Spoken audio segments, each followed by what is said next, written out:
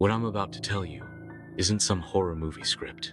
It's the scariest, most real thing that's ever happened to me. And if you're hearing this story now, maybe you won't make the same mistake I did. I was driving across Pennsylvania on Route 322, cutting through some dense woodland on my way to Chicago. I had an old 91 Dodge Dakota pickup, cassette deck still working, no GPS, just a road atlas and a half-decent sense of direction. It was late September, 1996. The sky had been gray all day, and by the time evening came, the fog rolled in like smoke from the trees. I missed a turn somewhere near Clearfield. I remember seeing a rusted sign that was bent sideways and half covered in moss. I kept driving, figuring I'd catch another route or loop back. After about 20 minutes, I realized I hadn't passed a single car. No street signs, no houses, just trees on both sides. And the fog getting thicker. Then I saw it. A wooden sign barely hanging on a rotted post. Welcome to Dagger, Pennsylvania. Pop. 313. I'd never heard of it. The weird thing? The wood looked freshly painted. The sign had no bullet holes, no fading, nothing. Just clean white letters like someone had just brushed them on.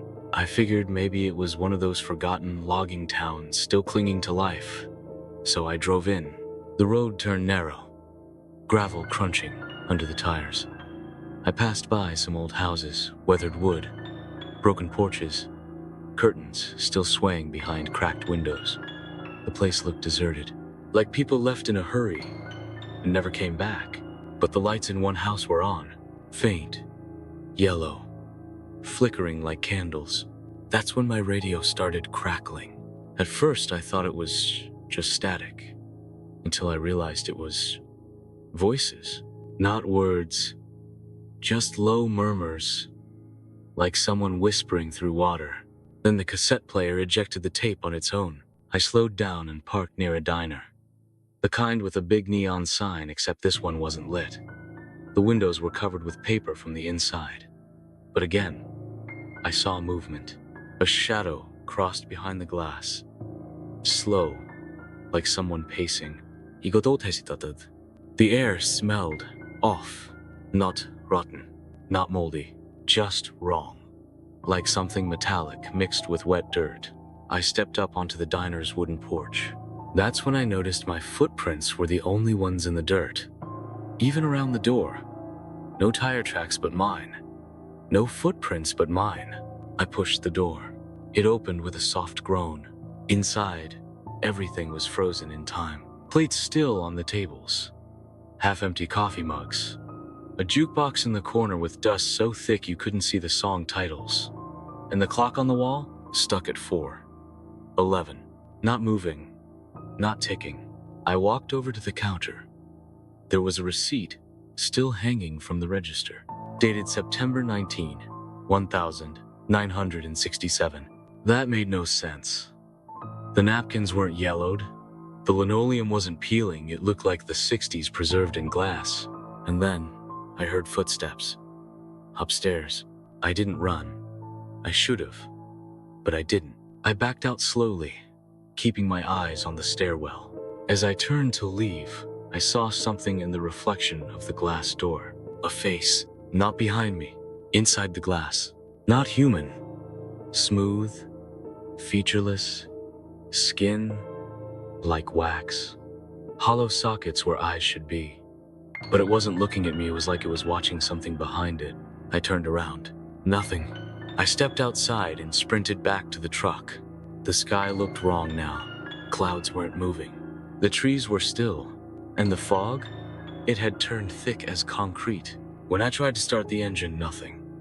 Just a dry click. I got out, opened the hood. Nothing seemed broken. No leaks. Battery was clean.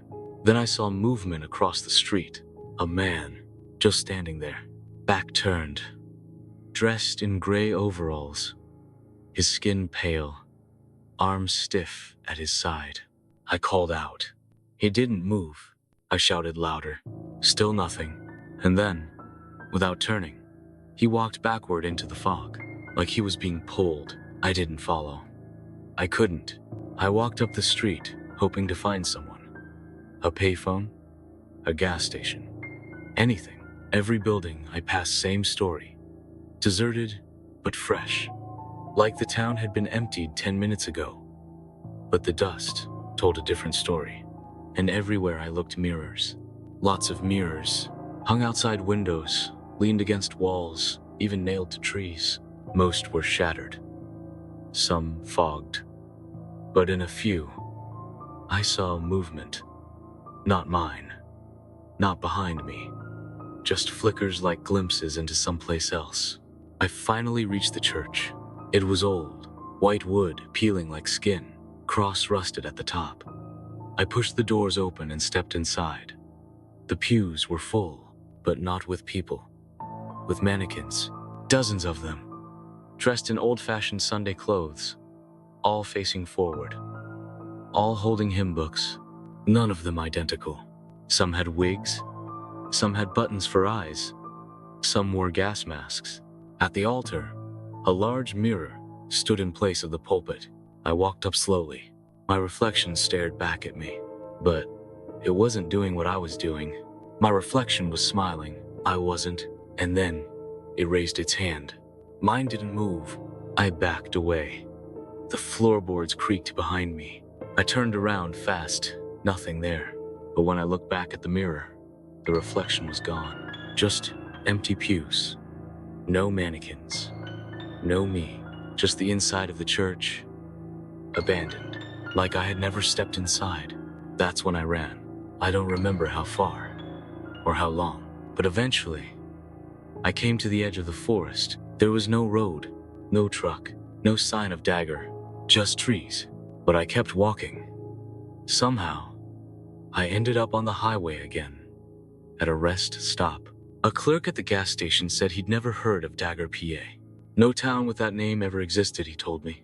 I checked maps, records, county registries. Nothing, but I know what I saw. And sometimes, when I'm driving through rural Pennsylvania, and the fog gets a little too thick, the cassette player still clicks open at exactly 4:11, and I see movement in the mirrors, and I swear, something is still following me.